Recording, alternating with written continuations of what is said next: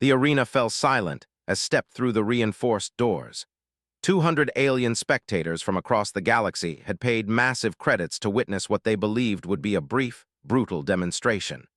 The betting pools heavily favored the reigning champion. No one had given the human even a 10% chance of survival. The untouchable stood waiting in the center of the combat circle.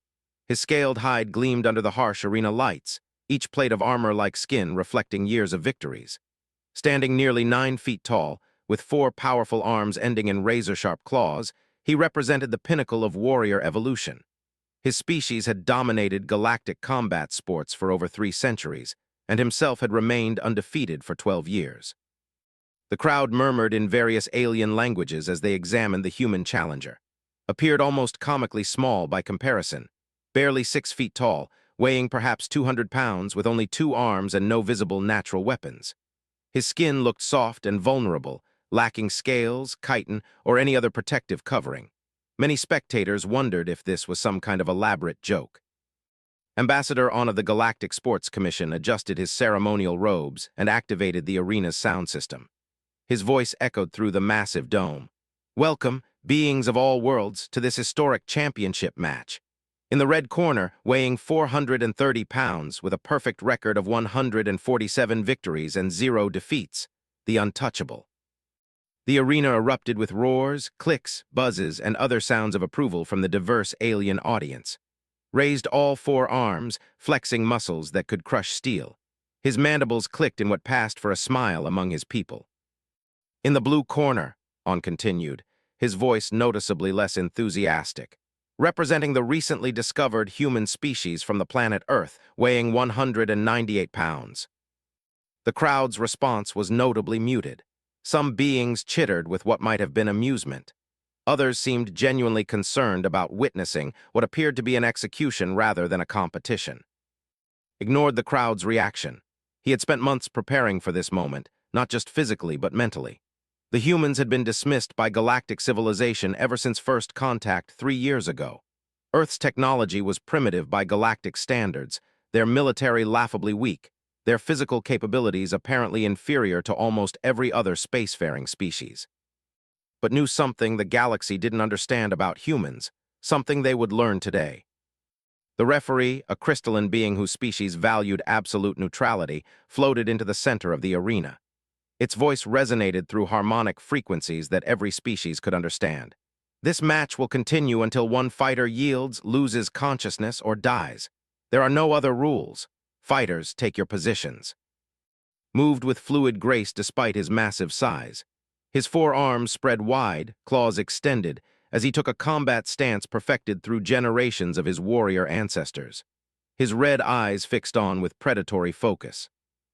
Simply stood relaxed, hands at his sides appearing almost casual. This drew confused murmurs from the crowd. Surely the human understood the danger he faced. "Begin," the referee announced. Moved first as everyone expected.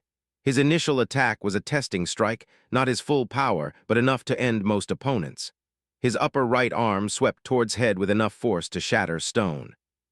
What happened next would become legend throughout the galaxy. Moved. Not with the desperate scrambling the crowd expected, but with liquid precision.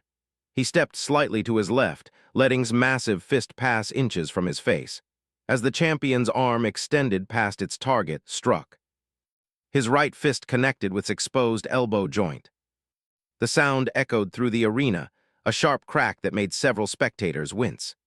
A roar of surprise and pain shook the dome's reinforced windows. But wasn't finished. Before could process what had happened to his first arm was moving again. His left hand shot forward, fingers extended, striking a nerve cluster in the champion's neck that few species even knew existed. His vision blurred. The second strike came immediately after, his right elbow driving into the champion's solar plexus with surgical precision. Despite his armored hide, felt the wind leave his lungs. The third strike targeted his knee, delivered with the heel of his boot. The joint, designed to support immense weight but not resist lateral force, buckled. The fourth strike was an open palm thrust to sternum. The champion staggered backward, fighting to maintain balance on his damaged leg. The fifth strike never came. blinked, finally completing the reflexive response that had begun when first moved. In the space of that single blink, he had been struck 5 times, each blow finding vulnerabilities in his anatomy that he didn't even know he possessed. The arena was absolutely silent. Stood exactly where he had started, hands once again relaxed at his sides. He wasn't even breathing hard. Looked down at his body in amazement. His right arm hung useless, the elbow joint damaged beyond immediate repair. His left leg could barely support his weight. His vision remained blurry, and each breath came with difficulty. In 12 years of professional combat, he had never been touched. Now this small, soft human had disabled him with 5 precise strikes faster than he could blink. "Impossible," whispered someone in the crowd. The word was translated into dozens of languages, rippling through the stunned audience. Finally spoke, his voice carrying clearly in the silent arena. "I yielded 5 strikes because I wanted to make a point. Your champion has been defeated, but he lives because I chose mercy. This match is over." Despite his pain, felt something he had never experienced before, respect for an opponent. He attempted to bow but nearly fell, stepped forward and helped support him, an act that surprised the crowd even more than the combat itself. How managed to whisper, "Your species evolved on a world with stable conditions," explained quietly, so only the champion could hear. "You became strong, but you never learned to be fast. My people come from a world that tried to kill us every single day. We learned to be quick, precise, and efficient, or we died." Ambassador On found his voice first. "Ladies and beings of all genders, we have witnessed something unprecedented in galactic combat sports history. The human has achieved victory without killing his opponent, demonstrating both superior skill and remarkable restraint." The crowd's response was mixed. Some cheered for the unexpected display of technique. Others seemed confused or even angry that their expectations had been shattered so completely. The betting houses were already calculating massive losses. Dr. Ra, the arena's chief medical officer, rushed onto the combat floor with her team. As they examined, she called out her findings. Precise strikes to nerve clusters, joints, and pressure points. Minimal external damage but maximum effectiveness. This level of anatomical knowledge and fighting precision is remarkable. Helped the medical team position for treatment. As they worked, the fallen champion managed to speak again. "I have studied combat for my entire life. I have faced warriors from 30 different species. How did you learn to fight like this?" "Where I come from," said, "every human child learns basic anatomy and self-defense. We study the weaknesses of our own bodies so thoroughly that recognizing them in others becomes second nature. Your species has incredible strength and natural weapons, but you never needed to develop technique. You relied on power alone." As the medical team carried away for treatment, turned to face the crowd. Many were still processing what they had witnessed. The human looked so ordinary, so harmless, yet he had just defeated the greatest warrior in known space with an almost casual display of skill. "I know what you're thinking," said, his voice amplified by the arena's sound system. "You're wondering if I'm some kind of special human, a genetic anomaly or enhanced soldier. I'm not. I'm a history teacher from Earth. I coach youth martial arts in my spare time. By human standards, I'm completely average." The silence that followed this statement was even more profound than before. 3 years ago, when your ambassadors first visited Earth, they dismissed us as weak and primitive. They saw our small size, our lack of natural weapons, our relatively simple technology, and they assumed we were helpless. They never bothered to ask why a species like ours not only survived, but thrived on one of the most dangerous worlds in this galaxy. Began walking slowly around the arena's perimeter, making eye contact with different sections of the crowd. "Earth is a death world, though we just call it home. Our gravity is higher than most inhabited planets. Our weather systems are violent and unpredictable. Our geology is unstable. We share our world with creatures that have evolved specifically to hunt and kill us." He paused near a group of merchants, their crystalline forms gleaming nervously. "Your people evolved on a world with low gravity and stable weather patterns. You developed incredible intelligence and technological abilities, but you never needed to fight for survival." Moving on, he addressed a delegation of warriors. "Your species grew strong on a heavy world like ours, but your predators were large and slow. You learned to overpower them with brute force." Stopped in the center of the arena again. "Humans learned something different. We learned to be smart, fast, and precise because the alternative was extinction. Every human alive today is descended from ancestors who survived by outthinking and outmaneuvering creatures stronger, faster, and more dangerous than themselves. A voice from the crowd called out, "Are you saying all humans can fight like you?" Smiled, "Every human can fight. Some are better than others, just like any skill. But yes, any human could have done what I just did, given proper training. We've been teaching these techniques to each other for thousands of years because our lives depended on it." Another voice, this one trembling, "How many humans are there?" On Earth, about 8 billion, in space currently, just a few thousand explorers and diplomats. The implications of this number hit the crowd like a physical blow. 8 billion beings who could potentially fight like? The galaxy's power structure had just shifted dramatically. Ambassador On stepped forward, his voice carefully controlled. "Mister, your demonstration has been illuminating. I believe the Galactic Council will want to discuss revised terms for humanity's integration into galactic civilization." "That would be wise," agreed. "Humans want to be part of the galactic community. We have much to offer: art, culture, scientific perspectives, and yes, if necessary, military alliance. But we want to be treated as equals, not as primitives to be dismissed or conquered." Dr. Ra returned with her medical report. "Will recover fully, though he'll need several weeks of treatment. Mister, I've never seen such precise combat techniques. Would humans be willing to share their martial knowledge? For medical purposes, of course. Understanding these pressure points and nerve clusters could revolutionize our healing practices." "Humans have always believed that knowledge should be shared," replied. "We'd be happy to exchange information with anyone who approaches us with respect and genuine intent." As the crowd began to disperse, many aliens clustered in groups, speaking in urgent tones. Word of what had happened would spread throughout the galaxy within hours. The small, seemingly weak humans had just proven they were perhaps the most dangerous warriors anyone had ever encountered. But more importantly, they had proven they were honorable, could have killed easily, but he chose to disable and spare him instead. This combination of deadly skill and moral restraint would reshape how every galactic civilization viewed humanity. Walked toward the arena exit, where a group of human diplomats waited with expressions of barely controlled excitement. They had known this demonstration was necessary to change galactic perceptions of humanity, but even they hadn't expected such a decisive victory. "Think that got their attention?"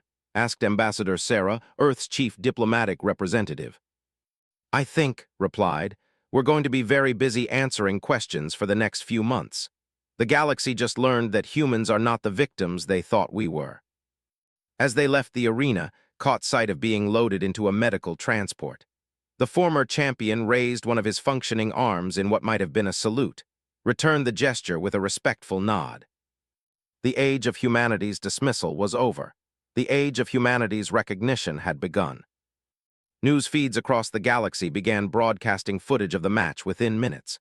Military analysts from every major species would spend months studying techniques. Diplomatic corps would scramble to revise their assessments of human capabilities. And somewhere on Earth, 8 billion humans continued their daily lives, unaware that one of their number had just changed the course of galactic history. The arena's janitor, a elderly named, swept up the sand where the match had taken place. In 40 years of cleaning up after combat sports, he had never seen anything like what the human had done. As he worked, he muttered to himself in his native language, "No wonder their world didn't kill them. They learned to kill everything else first." Outside the arena, the betting houses were in chaos. The massive upset had bankrupted several smaller operations and cost the larger ones fortunes. But already, new betting pools were forming around a single question. If an average human could do this, what could their actual warriors accomplish? 3 days after stunning victory in the arena, the galaxy was still reeling from the implications. Emergency sessions of the Galactic Council had been called on 5 different worlds. Military advisors were frantically reassessing threat levels. And on the luxury space station orbiting Nexus Prime, the most exclusive gathering of alien elite in known space was about to learn that their entertainment had become something far more serious. The Crimson Lotus was more than just a casino and resort. It was where the galaxy's most powerful beings came to conduct business away from prying eyes. Here, corporate executives worth trillions of credits rubbed shoulders with crime lords who controlled entire star systems. Military leaders plotted campaigns, while diplomatic corps negotiated treaties over games of chance. Tonight, the station's most exclusive venue, the Emperor's Table, hosted an emergency gathering of what many considered the true rulers of galactic civilization. 12 beings sat around a table that cost more than most planets' annual budgets, each representing interests that could reshape entire sectors with a single decision. Admiral of the Hegemony Defense Force drummed his claws nervously against the table's surface. His species, had built their empire on military might. For 800 years, no force in the galaxy had been able to stand against their disciplined legions. Now, a single human had demonstrated fighting techniques that made their warriors look like clumsy children. "The recordings have been analyzed by our best tactical experts," he announced to the table. "What the human did should have been impossible. No being can move that fast, strike that precisely, and retain that level of control, yet our sensors confirm every detail." Across from him, Supreme Executive of the Consortium leaned back in her chair. They had dominated galactic commerce for centuries through a combination of superior intellect and ruthless business practices. Her species viewed everything in terms of profit and loss, and right now, the calculations were deeply troubling. "We've run economic projections based on this new information," she said, her voice carrying the harmonic overtones that made so persuasive in negotiations. "If humans possess even a fraction of the capabilities this demonstrated, the balance of power in every major industry will shift. Military contracts, security services, personal protection, we're looking at potential losses in the hundreds of trillions." Governor N of the Outer Colonies nodded his massive head. They were perhaps the physically strongest species in the galaxy, their home world's crushing gravity having forged them into living tanks. Yet even he had watched the arena footage with growing unease. "My analysts tell me that human anatomy suggests they're adapted for persistence hunting," he rumbled. "They can run for hours without stopping, maintain complex thought processes under extreme stress, and apparently strike with mechanical precision. These aren't just warriors, they're apex predators." At the head of the table sat Empress Rhea of the Core Worlds, the closest thing the galaxy had to a single ruler. Her ethereal form shimmered with bioluminescent patterns that indicated deep thought and concern. For 3, her ancestors had maintained peace through a careful balance of military deterrence and diplomatic manipulation. That balance was now threatened by a species no one had taken seriously. "The question before us," she said, her psychic voice resonating in everyone's minds, "is how to respond to this revelation. Do we treat humanity as a threat to be contained or as a potential ally to be courted?" Director OK of Galactic Intelligence leaned forward. His cybernetic implants whirred as they processed data at superhuman speeds. They had augmented themselves centuries ago, believing that enhanced intelligence would give them permanent advantages over purely biological species. Now they faced the possibility that natural evolution had produced something their technology couldn't match. "Our operatives on Earth have been gathering additional intelligence," he reported. "The situation is far worse than we initially assessed. Humans don't just train individual fighters, they have entire military institutions dedicated to developing and refining combat techniques. They call them martial arts, and they've been evolving these systems for thousands of years." He activated a holographic display showing footage from Earth. The assembled beings watched in growing alarm as humans demonstrated everything from precise striking techniques to grappling methods to weapons training. "This is just what they're willing to show publicly," OK continued. "Our analysis suggests that human military forces possess capabilities that would make them competitive with any army in the galaxy, despite their technological disadvantages." Crime Lord laughed, a sound like grinding metal that made several others at the table wince. His physiology was built for intimidation, rows of razor teeth, acidic saliva, and skin that could deflect most energy weapons. He had built his criminal empire on the simple principle that violence solved all problems. "You're all overthinking this," he snarled. "So humans can fight. So what? They're still primitives with barely functional starships and pathetic energy weapons. If they become a problem, we eliminate them. I have enough firepower in this system alone to sterilize their entire planet."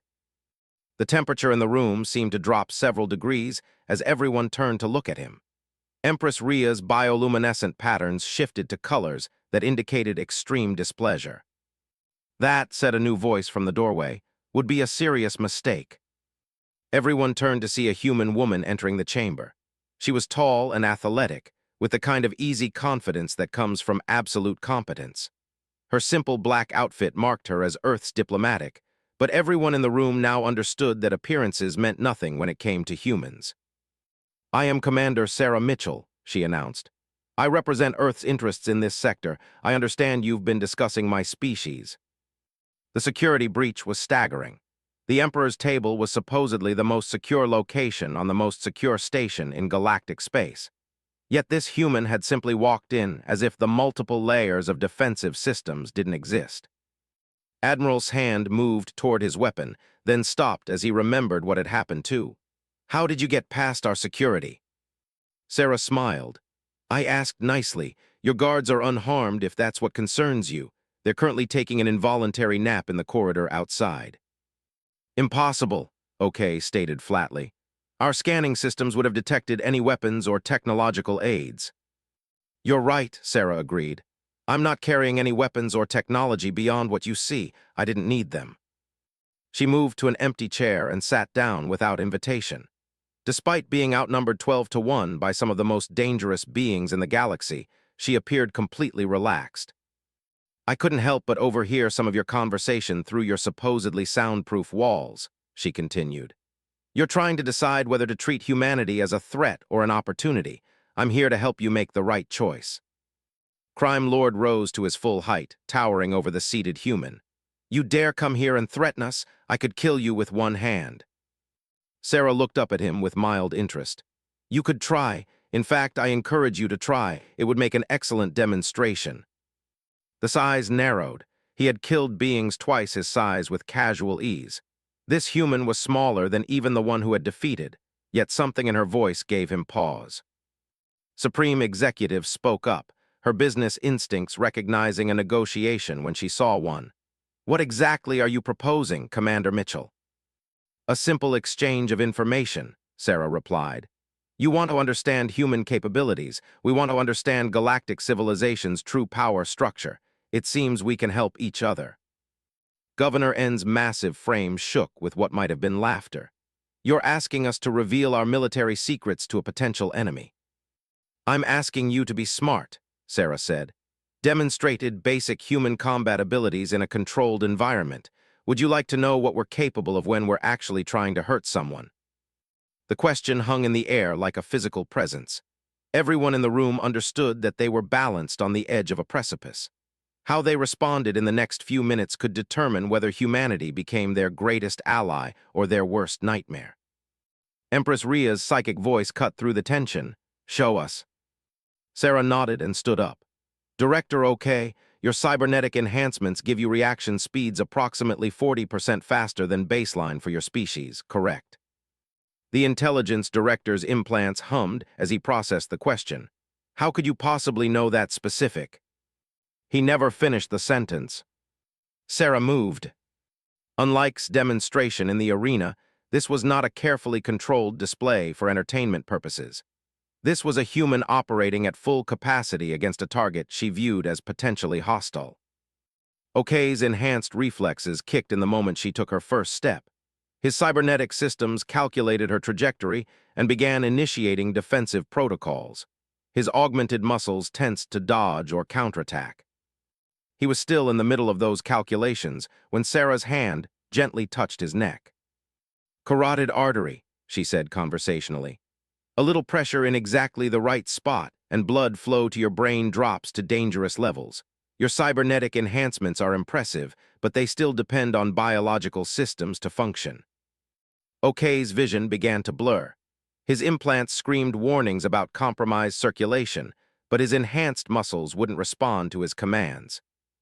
"Now, Admiral," Sarah continued without releasing the intelligence director, "you're reaching for your plasma pistol.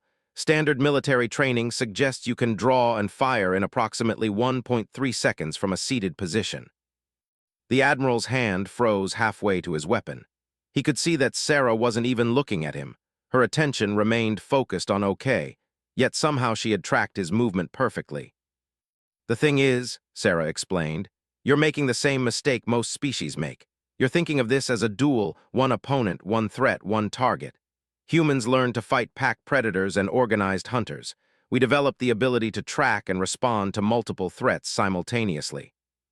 She gestured with her free hand, and suddenly Admiral found himself staring down the barrel of his own weapon. Somehow, impossibly, Sarah had drawn his pistol from its holster without him noticing.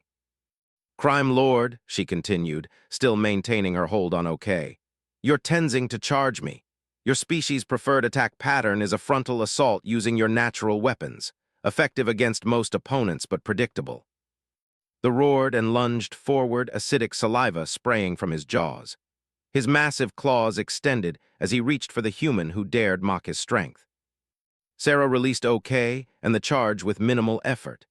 As momentum carried him past her, she reached out and touched a specific spot on his neck. The crime lord's roar cut off abruptly as he collapsed to the floor, his nervous system temporarily disrupted. "Nerve cluster unique to physiology," Sarah explained to the stunned observers. "The location was documented in our xenobiology databases 3 years ago during first contact protocols." The entire sequence had taken less than 10 seconds. OK was unconscious in his chair, his cybernetic system struggling to compensate for compromised blood flow. Lay motionless on the floor, alive but completely paralyzed.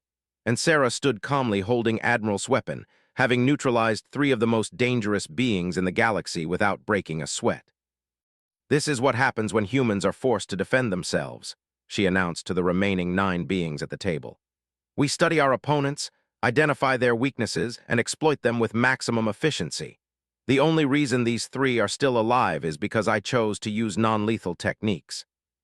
She set the plasma pistol on the table and returned to her seat. "Now, shall we discuss terms for a mutually beneficial relationship, or do you need further demonstrations?" Supreme Executive was the first to find her voice. What do you want?" "Respect," Sarah said simply. "Recognition that humanity deserves a place at this table and others like it. We don't want to conquer the galaxy or destroy existing power structures. We want to be partners, not subjects or enemies." Governor N leaned forward, his massive bulk making the chair creak ominously. "And if we refuse?" Sarah's expression didn't change, but something in her posture shifted. Suddenly, every being in the room felt like prey in the presence of a predator. "Then you'll learn why Earth's dominant species survived on a death world for millions of years," she said quietly. "We're not warriors because we choose to be. We're warriors because anything else gets you killed where we come from." Empress Rhea's bioluminescent patterns cycled through what her species considered deep philosophical contemplation. "You mentioned studying our weaknesses. How much do you know about us?" "Everything your own databases contain," Sarah admitted. "Human intelligence gathering operates on principles you haven't encountered before. We don't just steal information. We analyze behavioral patterns, cultural blind spots, technological dependencies. We've been watching and learning since first contact." She gestured to OK, who was beginning to regain consciousness. "Your cybernetic augmentations are impressive, but they create vulnerabilities, disrupt the biological systems they depend on, and they become liabilities rather than advantages." Turning to the recovering, she continued, "Your species' aggression is legendary, but it follows predictable patterns. Channel that aggression in the wrong direction and you defeat yourselves." "Admiral," she said too, "your military doctrine emphasizes overwhelming firepower and technological superiority, effective against conventional opponents, but humans specialize in asymmetric warfare." One by one, she addressed each member of the gathering, demonstrating knowledge that should have been impossible for any outsider to possess. Yet her information was clearly accurate, uncomfortably so. "How?" Empress Rhea asked finally. "Because that's what humans do," Sarah explained. "We survive by understanding our environment better than anything else that lives in it. Give us 3 years to observe galactic civilization, and we'll know it better than you know yourselves." A new voice spoke from across the table. "What guarantees do we have that humans won't use this knowledge against us?" The speaker was Counselor Ra of the Peaceful Worlds Alliance, a coalition of species that had violence centuries ago. Her crystalline features reflected her species' commitment to harmony and cooperation. Sarah turned to face her with obvious respect. "The same guarantee your own history provides, Counselor. Humans are capable of incredible violence when threatened, but we prefer cooperation when possible. Your alliance has maintained peace for 6 centuries not through military might, but through creating systems where everyone benefits more from cooperation than from conflict. You're suggesting an economic model for peace? Supreme Executive asked, her business instincts immediately engaging with the concept. I'm suggesting that humans understand incentive structures, Sarah replied. We want to trade with you, learn from you, and contribute to galactic civilization. But we also want assurance that we won't be conquered, enslaved, or exterminated because someone thinks we're too dangerous to exist. Admiral, who had finally retrieved his weapon, spoke carefully. What kind of assurances are you seeking? Formal recognition of Earth's sovereignty and humanity's right to exist as an independent species. Trade agreements that benefit both sides. Cultural exchange programs. And most importantly, mutual defense treaties with species who share our values. She paused, then added, in return, humanity offers its unique capabilities to the galactic community. Our combat techniques could revolutionize personal security and military training. Our survival skills could open up worlds previously considered uninhabitable. Our adaptability could solve problems that have puzzled other species for generations. Governor N rumbled thoughtfully. And if someone decides to test human capabilities through military action? Sarah's smile was razor-sharp. Then they'll discover that what you witnessed today was us being polite. Humans at war are something else entirely. The implications of that statement settled over the room like a heavy blanket. Every being present had witnessed Sarah neutralize 3 dangerous opponents as casually as swatting insects. The thought of 8 billion humans operating at full military capacity was genuinely terrifying.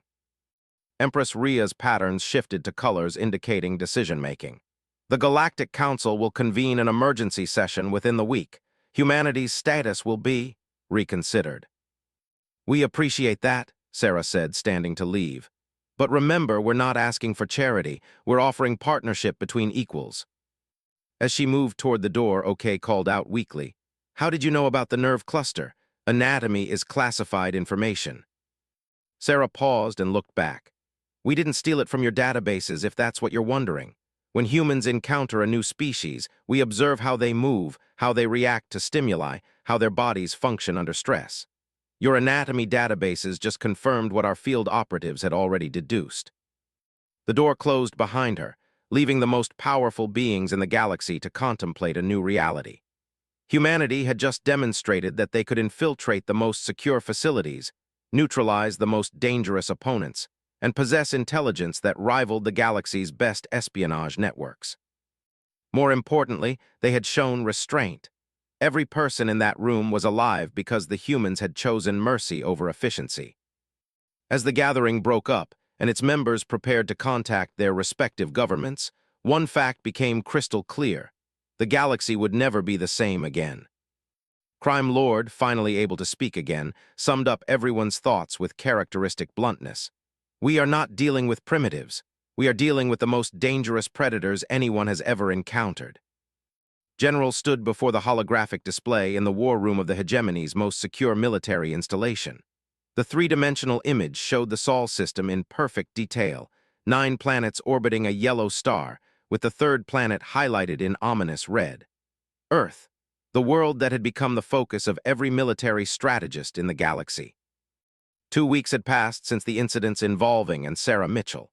2 weeks of emergency military conferences, panicked intelligence briefings, and desperate attempts to understand what humanity truly represented. The conclusion reached by the galaxy's finest military minds was both simple and terrifying. Humans were potentially the most dangerous warrior species anyone had ever encountered. Show me the analysis again, General commanded his staff. The hologram shifted, displaying a human figure surrounded by data streams. Colonel N, the hegemony's chief xenobiology expert, activated his presentation with visible reluctance. Based on the observed capabilities demonstrated by 2 human specimens, he began, we have extrapolated the following conclusions about their species as a whole. The human figure rotated slowly as data points highlighted various anatomical features. First, their skeletal structure. Dense calcium-based bones with complex joint articulation allowing for maximum flexibility and strength. Their spine consists of 33 vertebrae, providing incredible mobility while maintaining structural integrity. General's 4 eyes focused intently on the display. His own species, the hegemonies, were built like living tanks, powerful but relatively inflexible. The idea of a warrior who could bend and twist like liquid while maintaining striking power was alien to him. Second, their muscular system, Colonel continued. Humans possess what they call fast-twitch and slow-twitch muscle fibers. This allows them to generate explosive power for brief periods or sustained effort for extended durations. They can sprint at high speeds, then immediately transition to marathon-pace endurance running. The implications were staggering. Most species specialized in either power or endurance. Humans apparently possessed both capabilities in the same body. Third, their nervous system. Human reaction times are competitive with most warrior species, but their true advantage lies in processing multiple simultaneous threats. They possess something called peripheral vision that allows them to track movement across nearly their entire visual field while maintaining focus on a primary target. Admiral the hegemony's naval commander leaned forward in her chair. "You're telling me they can fight multiple opponents simultaneously?" "More than that," Colonel replied grimly. "Their combat training emphasizes exactly that scenario. They have developed martial arts systems specifically designed to handle numerical superiority by enemies." The hologram changed to show human combat footage gathered from their public networks. The assembled military officers watched in growing alarm as humans demonstrated techniques for fighting multiple attackers, weapons training with devices both primitive and sophisticated, and tactical coordination that rivaled their own elite units.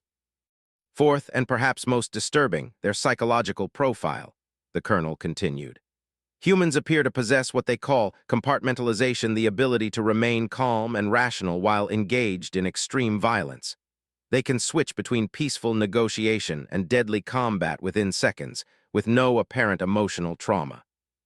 General's claws scraped against the metal table. "Explain."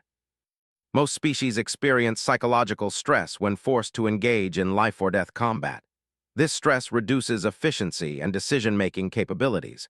Humans seem to have evolved past this limitation. They can kill without hesitation, then immediately return to normal social behavior." The room fell silent as the implications sank in. A species that could wage war without the psychological constraints that limited other races was beyond dangerous. It was potentially unstoppable. "What about their technology?" Admiral asked. "Surely their primitive equipment is a significant disadvantage." Colonel N's expression grew even more grim. "That may be the most troubling aspect of all. Human technology is approximately 200 years behind galactic standards, yet they've already begun adapting our systems at an unprecedented rate." The hologram shifted to show human engineering projects. In the 3 years since first contact, they've reverse-engineered basic FTL communication, improved their materials science by centuries, and developed weapons systems that compensate for their technological disadvantages through superior tactics. "Show them the weapon analysis," General ordered. A new display appeared, showing various human weapons from throughout their history. "Humans have been refining tools of war for over 10,000 years, the colonel explained. While we developed energy weapons and advanced projectiles, they perfected efficiency. Their weapons are designed to cause maximum damage with minimum resources." The display focused on a simple human rifle. This projectile weapon is over a century old by their standards, yet it remains effective against most personal armor in the galaxy. They've optimized the balance between manufacturing cost, maintenance requirements, and lethality to a degree we've never seen. Admiral studied the weapon specifications. "Crude, but effective. What concerns me is their adaptation speed. How quickly could they upgrade their entire military to galactic technology standards?" "Conservative estimates suggest 18 months for full integration," Colonel replied. "Optimistic estimates suggest 6 months. Their manufacturing capabilities are primitive but incredibly flexible." General stood and began packing, his massive frame casting shadows across the war room. "Give me scenarios. What happens if we're forced into military conflict with humanity?" The hologram changed to show tactical projections.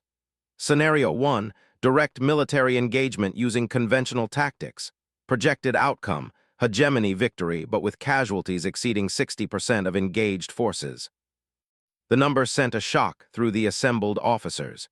60% casualties against a technologically inferior opponent was unthinkable. Scenario 2, prolonged conflict with humans employing guerrilla tactics on Earth. Projected outcome, hegemony forces down in unwinnable occupation. Complete mission failure within 2 years. Scenario 3, humans adapt galactic technology and engage in space warfare. Projected outcome. The colonel paused, his voice dropping to barely a whisper. Computer models cannot generate reliable predictions. Too many variables favor human tactical flexibility. The war room erupted in angry voices as officers demanded explanations. How could a primitive species pose such a threat to the most powerful military force in the galaxy? Silence, generals' roar cut through the commotion. Colonel, explain how these projections are possible. Sir, the issue is that human warfare has evolved under completely different constraints than galactic military doctrine. We fight to conquer territories, claim resources, and impose political control. Humans fight to survive extinction. The hologram showed Earth's geography, vast oceans, extreme weather patterns, unstable geology. Their world has forced them to develop military strategies we've never encountered. They don't fight for victory in the traditional sense. They fight to ensure the enemy cannot continue fighting. Elaborate, the general demanded. Take the concept of total war, Colonel continued. When faced with an existential threat, humans mobilize their entire civilization for military purposes. Every factory becomes a weapons manufacturer, every citizen becomes a potential soldier, every resource gets dedicated to defeating the enemy. The implications were staggering. Most galactic species maintained professional military forces while their civilian populations continued normal activities during conflicts. The idea of an entire species transforming into a military force was unprecedented. Furthermore, human military history demonstrates their willingness to accept catastrophic losses in pursuit of strategic objectives. They call it acceptable casualties, and their threshold for acceptable is far higher than any other species we've studied. Admiral A's voice was tight with concern. How much higher? In their most recent global conflict, humans sustained over 70 million military and civilian deaths while continuing to fight for 6 years.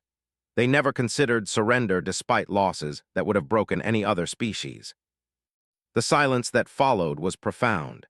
The assembled military leaders were trying to comprehend a species that could absorb such devastating casualties and continue fighting. There's more, Colonel continued reluctantly. Human psychological profiles suggest they become more dangerous as casualties increase, not less. They possess something they call righteous anger, a psychological state that enhances their combat effectiveness when they believe they're fighting for survival or moral principles. General slammed his fist on the table, denting the metal surface. Are you telling me that killing humans makes the survivors fight better? That appears to be accurate, sir. Their history is filled with examples of military forces that became more effective after suffering heavy losses. The general turned to his intelligence officers. What about infiltration, assassination? Can we eliminate their leadership and cripple their coordination? Intelligence Director activated his own display, showing human governmental structures. Problematic, sir. Humans have developed decentralized command structures that continue functioning even after severe disruption. Their military forces are trained to operate independently when communication with higher command is severed. Additionally, the director continued, human intelligence services have demonstrated capabilities that rival our own, despite their technological disadvantages. The infiltration of the Emperor's table by Commander Mitchell proves they can penetrate our most secure installations. What about economic pressure? Admiral suggested. Can we force them to submit through trade restrictions or resource denial? Unlikely, replied economic analyst Oss. Human civilizations have survived in complete isolation for their entire history. They're self-sufficient in ways that most galactic species are not. Economic pressure might slow their technological development, but it wouldn't force submission. General stopped packing and stared at the holographic image of Earth. So we can't defeat them militarily without devastating losses. We can't infiltrate their leadership. We can't pressure them economically, and our technological advantages are temporary at best. That's accurate, sir, Colonel confirmed. Then give me the only scenario that matters. What happens if 8 billion humans decide the galaxy is their enemy? The hologram shifted to show projections that made everyone in the room uncomfortable. Computer models suggest complete galactic warfare within 5 years. Human expansion would focus on establishing beachheads in every major system, followed by technological leapfrogging using captured enemy equipment. The display showed expanding red zones across the galactic map. Human tactics would likely involve small, highly mobile units causing maximum disruption, while their industrial base rapidly scales up military production. Traditional defensive strategies would be ineffective against their asymmetric warfare doctrine. Estimated for total galactic destabilization, the general asked. 10 to 15 years, assuming no alien species ally with humanity. Significantly less if they gain allies. The final silence stretched for long minutes as the military leaders absorbed the full scope of what they faced. Humanity represented a threat unlike anything in galactic history, not because of their technology or numbers, but because of their fundamental approach to conflict. General finally spoke. Recommendations. Diplomatic integration, Colonel said immediately. Give humans what they want, recognition, respect, and equal status in galactic civilization. Make them allies rather than enemies. The alternative. Galactic warfare against an enemy that fights like nothing we've ever encountered. An enemy that views extinction as the only defeat and everything else as merely temporary setbacks. The general studied the image of Earth one final time, then made the decision that would reshape hegemony policy for generations to come. Prepare a diplomatic mission to Earth, full honors, maximum respect, complete recognition of human sovereignty. And Colonel. Yes, sir. Make sure our diplomats understand that they're not negotiating with primitives. They're negotiating with the most dangerous warriors in galactic history who have chosen, so far, to be reasonable. As the briefing concluded, and officers filed out to begin implementing new policies, General remained alone with the holographic display. He expanded the image of Earth, studying the blue and green world that had produced such remarkable beings. Somewhere on that planet, 8 billion potential warriors continued their daily lives, unaware that the galaxy's most powerful military had just concluded that humanity was unconquerable through force. The age of dismissing humans as primitive was officially over. The age of treating them as equals and potential allies had begun. But in the deepest classified files of hegemony intelligence, a new project had also begun, developing contingency plans for a war that nobody wanted, but that might someday become unavoidable. Because while diplomacy was preferable, military organizations always prepared for the worst-case scenario. And the worst-case scenario was 8 billion humans who decided the galaxy needed to learn what Earth's children were truly capable of when their survival was threatened. That possibility kept military planners awake across dozens of worlds, because deep in their genetic memory, every species in the galaxy remembered what it felt like to be prey. Now they had encountered the ultimate predator, and that predator was offering friendship instead of conquest. The question that haunted every strategic calculation was simple. How long would humanity's patience last? Generals stared at the image of Earth and hoped they would never need to find out. The Galactic Council chamber had been built to impress. Rising 300 meters into the artificial atmosphere of Council Station, its crystalline walls captured and amplified light from the nearby star system, creating an environment that sparkled with ethereal beauty. Representatives from 237 different species had gathered for what many considered the most important session in galactic history. At the center of the massive chamber, a single podium awaited the human delegation. For the first time since the Council's founding 8 centuries ago, a species was being formally inducted not as subjects or protectorates, but as equals. Ambassador Sarah adjusted her simple black diplomatic uniform and checked her notes one final time.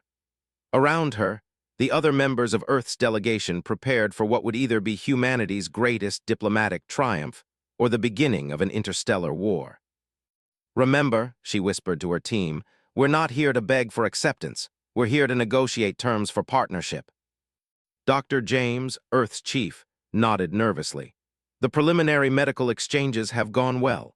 17 species have already requested access to our anatomical databases for their healing arts. And the military observers seem genuinely interested in our training methods, added Colonel Maria Santos, Earth's military. Though I think some of them are still hopping, will reveal that and Sarah were enhanced somehow. Sarah smiled. Let them hope.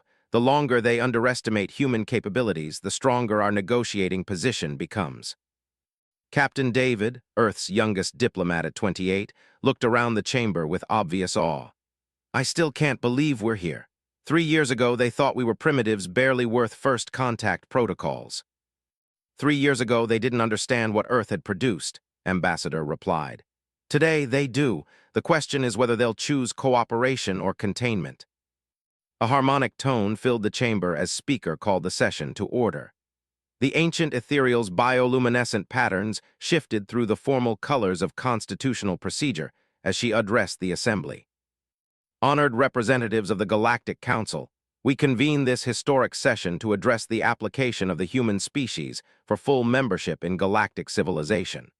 This marks only the 7th time in our history that a species has been considered for immediate transition from first contact to full membership status.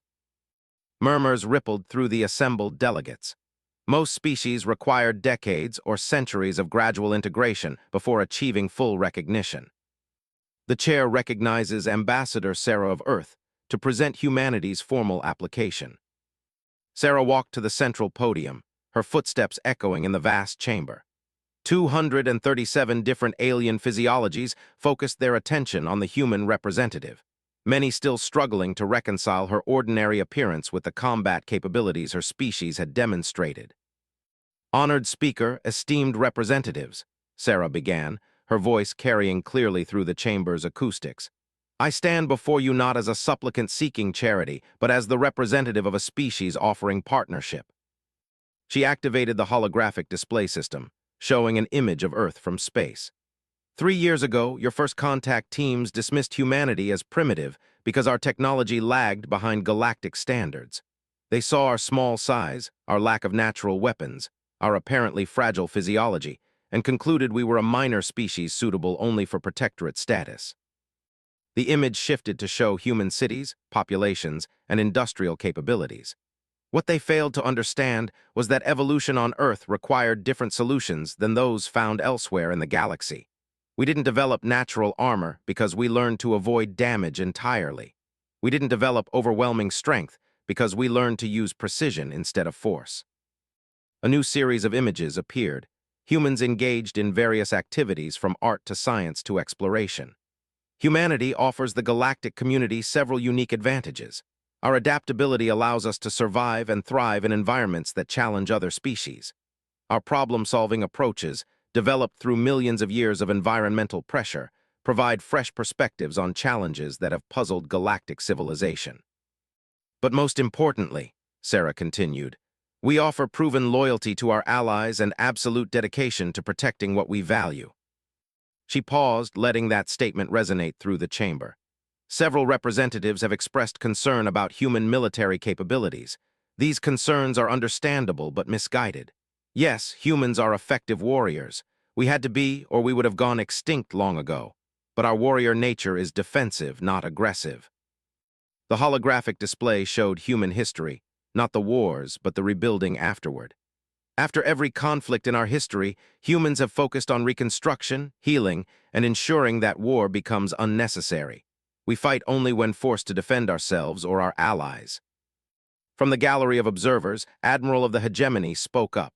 Ambassador, your species' combat demonstrations have been impressive. However, many of us remain concerned about the implications of 8 billion beings with such capabilities. What assurances can you provide that humanity will not become aggressive if granted full membership? Sarah turned to face the Admiral directly. Admiral, I could offer words, treaties, and formal agreements, but I think a demonstration would be more convincing. She gestured toward the chamber's main entrance, where a group of humans in simple work clothes were wheeling in several large containers. 3 days ago, the mining colony on 442b experienced a catastrophic equipment failure.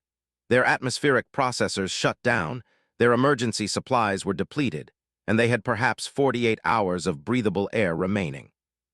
The containers were opened to reveal sophisticated atmospheric processing equipment, emergency medical supplies, and food synthesizers. The nearest Council rescue ship was 5 days away. The nearest hegemony vessel was 7 days out. Earth's emergency response ship arrived in 36 hours. Murmurs of surprise rippled through the chamber. Several delegates activated their personal data devices to confirm the timeline. We diverted a cargo vessel, retrofitted it with emergency equipment, and crossed 17 light-years in record time to save a colony that contained no humans whatsoever, Sarah continued. 843 beings from 12 different species are alive today because humans believe that life has value regardless of what species possesses it. She moved closer to the gallery of representatives. That is who we are. When others are in danger, we respond. When others need help, we provide it. When others face extinction, we stand with them. Representative Ra of the Trade Coalition raised a crystal appendage to speak. Ambassador, your species' economic models are unusual. You seem to prioritize resource distribution over profit maximization. How would this affect galactic commerce? Sarah smiled. Representative Ra, human economic theory includes concepts that might seem alien to pure profit-based systems. We call them investment in the future and sustainable growth. Sometimes, spending resources to help others creates opportunities that generate far more value than short-term profit extraction. She activated a new display showing economic projections. Our preliminary analysis suggests that human manufacturing techniques, combined with our species' adaptability, could reduce production costs for standard galactic goods by 15 to 30% while improving quality.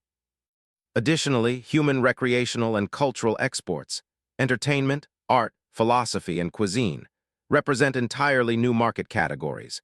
We estimate the economic value of cultural exchange alone could reach trillions of credits annually. The trade representative's crystalline structure flickered with colors indicating intense interest. These projections seem optimistic. They're conservative, Sarah replied. We haven't factored in the economic benefits of human problem-solving capabilities applied to long-standing galactic challenges. From another section of the chamber, Counselor Ra of the Peaceful Worlds Alliance spoke. Ambassador, your species' capacity for violence troubles many of us who have conflict. How can we be certain that humanity will respect our commitment to nonviolence? Sarah's expression became serious and respectful. Counselor, I understand your concerns completely, but consider this. Humanity's greatest warriors have always been the most committed to peace. Those who understand the true cost of violence are the most motivated to prevent it. She gestured to Colonel Santos, who stepped forward. Colonel Santos has personally engaged in combat operations on 4 different worlds. Colonel, please tell the counselor your opinion of war. The military officer addressed the chamber with quiet intensity. Counselor Ra, war is the ultimate failure of civilization. Every conflict represents a breakdown of diplomacy, economics, and social systems. Humans fight only when every other option has been exhausted, because we understand that victory in war always costs more than compromise in peace. Our military doctrine emphasizes protection and deterrence, not aggression, she continued. We train our warriors to be so effective that potential enemies choose negotiation over conflict. Counselor Ra's crystalline features reflected thoughtful consideration. An interesting philosophy, preparing for war to prevent war. More than that, Sarah added, humans believe that true strength lies in protecting those who cannot protect themselves. Your Peaceful Worlds Alliance has survived for 6 centuries because you created systems where cooperation benefits everyone more than conquest. Humans want to support and protect those systems, not threaten them. The chamber's attention turned as Emperor Rhea of the Core Worlds activated her speaking privileges. The ancient ethereal's psychic voice resonated in every mind present. Ambassador, you speak of partnership and cooperation. But what happens if humanity faces a threat that galactic civilization cannot or will not address? Would you accept council authority even if it meant the destruction of your species? The question hung in the air like a challenge. Sarah understood that this was the crux of the entire proceeding. were humans willing to subordinate their survival instincts to galactic authority. Your Majesty, Sarah replied carefully, humanity seeks partnership precisely because we understand that cooperation makes everyone stronger. We have no desire to operate outside galactic law or authority. But, she continued, if faced with extinction, humans will fight for survival. We ask only that the Council recognize that this is not aggression. It is the fundamental right of any species to continue existing. Emperor Rhea's bioluminescent patterns shifted to colors, indicating deep consideration. And if the Council's decision conflicts with humanity's survival, then we hope the Council would choose to stand with us against whatever threatens extinction, Sarah answered. Because humans believe that protecting life is always the right choice, regardless of which species needs protection. The Emperor's patterns shifted again, this time to colors indicating approval. A reasonable position. Doctor stepped forward with Sarah's permission. If I may add something, Your Majesty, human scientific methodology has already produced several breakthrough discoveries that benefit the entire galactic community. Our approach to research and experimentation could help solve problems that have challenged Council scientists for generations. He activated a display showing various scientific projects. Human medicine has developed treatments for 17 previously incurable galactic diseases. Our engineering approaches have improved efficiency in everything from starship design to agricultural systems. We see cooperation as a pathway to discoveries that no single species could achieve alone. From the military observer section, General spoke. Doctor, what about military technology? Will humanity share defensive capabilities with allies? Absolutely, Doctor replied. Humans believe that sharing knowledge makes everyone stronger. We're prepared to provide combat training, tactical consultation, and defensive technologies to any species that faces genuine threats. However, Colonel Santos added, we reserve the right to withhold information that could be used for aggressive purposes. Human military knowledge is intended to protect life, not destroy it. Speaker called for order as discussions broke out among various delegates. The chair recognizes the need for formal deliberation. The Council will recess for 2 hours while representatives consult with their respective governments. As the chamber began to empty, Sarah remained at the podium with her team. Around them, clusters of alien delegates engaged in intense conversations, their various forms of communication creating a symphony of clicks, harmonics, psychic emanations, and harmonic tones. How do you think we did? Captain asked quietly. We presented our case honestly, Ambassador replied. Now we wait to see if the galaxy is ready for true partnership with humanity. Doctor was monitoring various news feeds on his data device. The preliminary reactions seem positive. The Peaceful Worlds Alliance is reportedly unanimous in supporting our membership. The Trade Coalition is excited about economic opportunities. Even the military observers seem convinced that we're potential allies rather than threats. What about opposition? Colonel Santos asked. Some of the more aggressive species are concerned about their own military superiority, Doctor replied. And a few isolationist factions worry about human adaptability disrupting established social orders. Expected reactions, Sarah noted. The question is whether the supporters outnumber the opponents. 2 hours later, the Council reconvened. Speaker's bioluminescent patterns indicated formal procedure as she addressed the Assembly. Honored representatives, the Galactic Council has deliberated humanity's application for full membership. Before we proceed to voting, are there any final statements? Representative On of the Commercial Guilds stood. Speaker, the guilds wish to state formally that we view humanity as a valuable addition to galactic commerce. Their economic models and manufacturing capabilities represent significant opportunities for mutual benefit. Councillor Ra spoke next.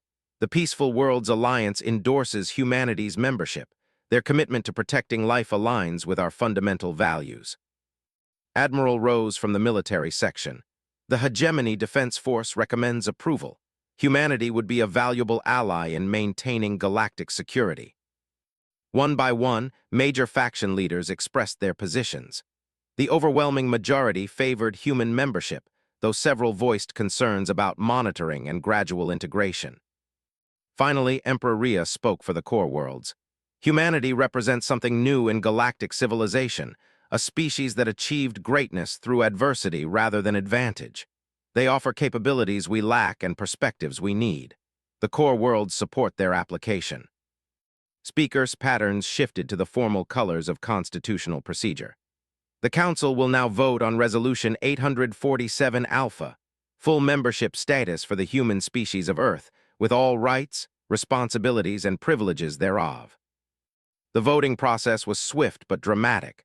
Of 237 species representatives, 218 voted for approval, 12 voted against, and 7 abstained. Resolution 847 Alpha is adopted, Speaker announced. Humanity is hereby granted full membership in the Galactic Council, effective immediately. The chamber erupted in sounds of approval, concern, and intense discussion. Sarah felt a mixture of relief, pride, and overwhelming responsibility settle over her shoulders.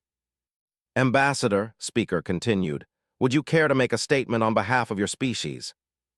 Sarah returned to the podium, looking out over the assembled representatives who had just voted to accept humanity as equals rather than subjects. Honored Speaker, esteemed representatives, humanity is honored and humbled by your decision. We pledge to be worthy of the trust you have shown us. We offer our capabilities in service of galactic civilization. Our warriors will defend the innocent. Our scientists will seek knowledge that benefits all life. Our diplomats will work toward solutions that strengthen the bonds between species. But most importantly, we offer our friendship. Humans believe that the galaxy is stronger when every species can contribute its unique gifts to the common good. She paused, then smiled. Today marks the beginning of humanity's formal participation in galactic civilization. We look forward to discovering what we can accomplish together. As applause filled the chamber, Sarah reflected on how far humanity had come in just 3 years. From dismissed primitives to equal partners in galactic civilization, all because they had demonstrated that strength combined with restraint could earn respect rather than fear. The age of human isolation was officially over. The age of human partnership with the galaxy had begun. And somewhere in the depths of space, 8 billion humans continued their daily lives, unaware that their species had just joined the most exclusive club in the universe, not as members grateful for acceptance, but as partners welcomed for what they could contribute. 6 months after humanity's acceptance into the Galactic Council, the mining world of Seven had become something unprecedented in galactic history, a testing ground where human capabilities would either prove their worth as partners or confirm the worst fears of those who opposed their membership.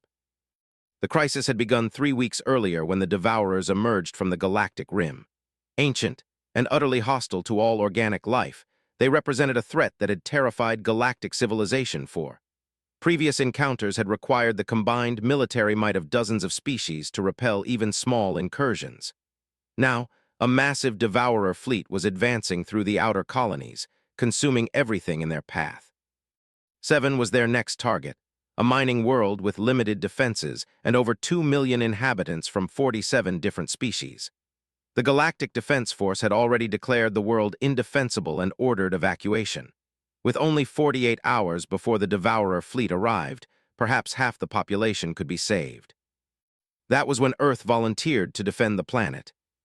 Captain stood on the command bridge of the Determination, humanity's first purpose-built warship constructed with galactic technology. Around her, a crew of 60 humans monitored systems that 3 years ago would have been incomprehensible to their species. Now, they operated them with the casual efficiency that came from human adaptability. "Status report," she commanded. Lieutenant Commander James Park, the ship's tactical officer, looked up from his displays. Devourer fleet is 6 hours out, 47 vessels ranging from frigate-class bioships to 3 massive hive carriers.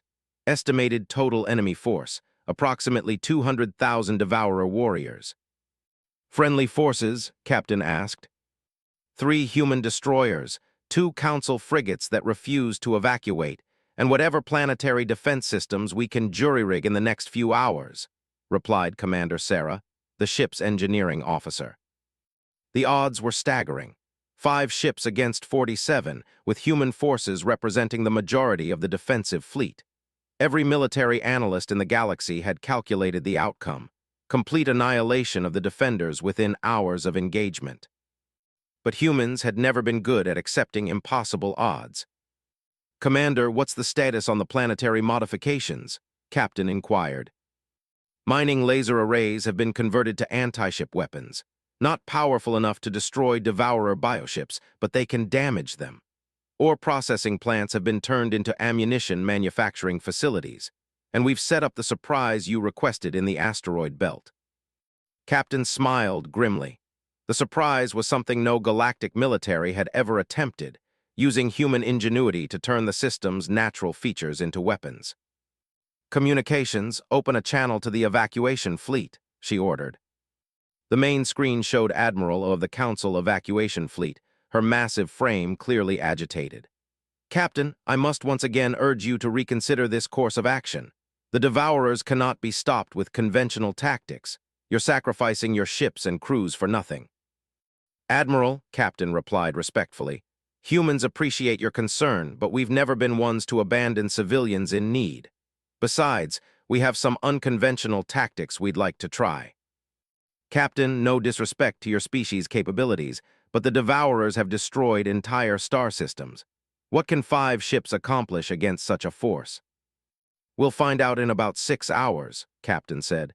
"In the meantime, please continue the evacuation. Every life you save matters."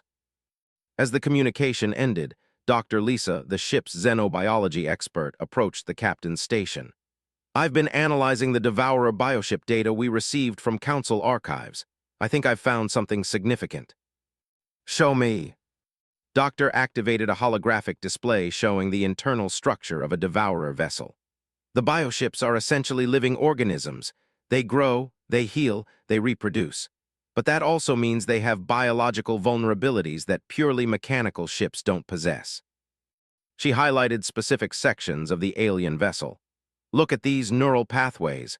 They're how the ship organism processes information and coordinates movement. If we could disrupt these pathways, we could paralyze entire ships," Captain finished. "What would we need to accomplish this?" "Targeted electromagnetic pulses at specific frequencies. Not enough to destroy the bioships, but enough to cause temporary neural disruption, like giving the ship a seizure." "How temporary?" "Best estimate, 5 to 10 minutes per pulse, depending on the ship's size and complexity." Captain activated the ship's internal communication system. "All hands, this is the captain. In approximately 5 hours and 30 minutes, we will engage a Devourer fleet that outnumbers us 9 to 1. By all conventional calculations, we should be completely destroyed within the first hour of combat." She paused, letting that sink in throughout the ship. "However, humans have never been particularly good at following conventional calculations. We're going to demonstrate why Earth's children survived on a death world for millions of years. We're not just fighting for 7, though saving 2 million lives is certainly worthwhile. We're fighting to prove that humanity deserves its place among the stars. Every alien species in the galaxy will be watching this battle. Let's show them what humans can accomplish when we're properly motivated." 4 hours later, long-range sensors detected the Devourer fleet's arrival at the system's edge. Captain watched the tactical display as 47 alien bioships arranged themselves in attack formation. "Captain," Lieutenant Commander Park announced, "we're receiving transmissions from across the galaxy. News networks, military observers, diplomatic corps, everyone wants to watch what happens next." "Good," Captain replied. "Let them watch." The Devourer fleet advanced with a confidence born of countless victories. Their bioships moved in perfect coordination, like a swarm of predatory insects approaching prey. They had faced galactic military forces before and always emerged victorious.